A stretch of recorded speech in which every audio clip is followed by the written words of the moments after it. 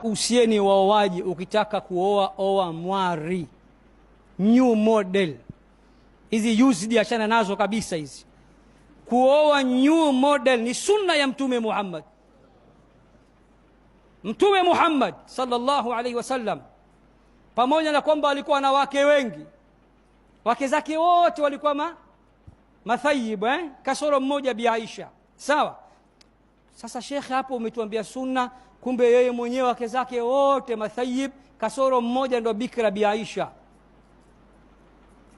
Kuna vitu vinaitwa khususiyatun nabii, special kwa Mtume. Ndio maana mimi na wewe mwisho wa 4, yeye hana mwisho. Na Allah amefanya hivyo kusudi ili kututhibitishia sisi na kuwathibitishia maadui wa Mtume ya kuwa Mtume hakuoa wake wengi kwa sababu ya tamaa. Angelikuwa na tamaa, mke wa kwanza Bi Khadija angemua mdogo bikra. Alikuwa anaoa kwa maana mbalimbali, kuwa sitiri waume zao, wengine umeuawa vitani, wajane hawana tena waume, watoto mayatima anawachukua na waoa, anawalea. Ummu Salama amemuoa akiwa na miaka 50 na alipomposa akasema mwambie Mtume. Maana Ummu Salama wakati anafiwa na mumewe Abu Salama alisema, wallahi sitoolewa tena baada ya mume wangu kufariki Abu Salama, kwani hakuna mwanaume duniani atakayefanana naye.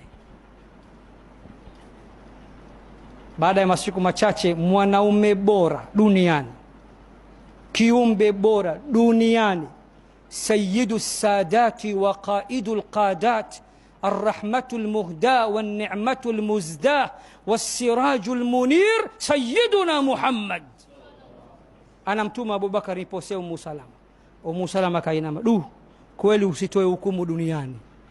Yeye alisema hakuna bwana, hakuna HB, hakuna mume bora kuliko mume, siolewi tena. Sasa ngoma aliyetia timu nani? Mtume Muhammad. Akasema mbie Mtume, mimi na magonjwa makuu mawili, naomba radhi. Gonjwa langu la kwanza, mimi mkubwa, miaka 50 na kitu bwana, basi tena sitaki kuolewa. Lakini gonjwa la pili, nina watoto wengi kweli kweli ambao ameniachia Abu Salama. Mtume akamwambia, ama watoto wako, kamwambie watoto wako ni watoto wangu mimi na kuoa kwa ajili ya kuwalea. Ama utu uzima wako haunisumbui. Akasema pia nina uwivu kupita maelezo, na wewe una wake wengi.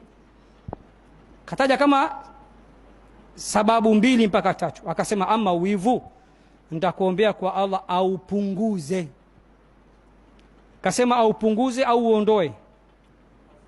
Aupunguze. Wivu ukiondoka kabisa ni inna lillahi wa inna ilaihi raji'un. Sasa unapomwasa mkeo usimwambie mke wangu acha wivu. Siku akiacha kweli, shekhe, wewe ni inna lillahi